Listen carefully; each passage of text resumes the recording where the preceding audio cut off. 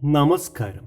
ഇന്നത്തെ ഈ വീഡിയോയിൽ മിഥുനം രാശിക്കാരുടെ ഡിസംബർ മാസത്തെ മാസഫലത്തെ പറ്റിയാണ് പറയുന്നത്. മിഥുനം രാശിയിൽ മകയിരത്തിൻ്റെ അവസാനത്തെ പകുതി ഭാഗം, തിരുവാതിര, പുണർതത്തിൻ്റെ ആദ്യത്തെ മുക്കാൽ ഭാഗം എന്നിവയാണ് നക്ഷത്രങ്ങളായി വരുന്നത്. ഇവരെ സംബന്ധിച്ച് തൊഴിൽ സംബന്ധമായ പുതിയ അവസരങ്ങൾ വരികയും അതിൽ വിജയിക്കുകയും ചെയ്യും. എന്നാൽ വൈകാരികമായ ഒട്ടനവധി സംഭവങ്ങൾ ജീവിതത്തിൽ ഉണ്ടാവുന്ന ഒരു മാസമാണിത്. ഭൂമിലാഭം, കോടതി വ്യവഹാരങ്ങളിൽ അനുകൂല വിധി, സന്താനങ്ങളുടെ വളർച്ചയിൽ അഭിമാനം എന്നിവ ജീവിതത്തിൽ ഉണ്ടാകും. എന്നാൽ ജാതകത്തിലെ ചൊവ്വയുടെ സ്ഥാനം ജീവിതത്തിൽ നിർണായക സ്ഥാനം വഹിക്കുന്ന അവസ്ഥ സംജാതമാകും.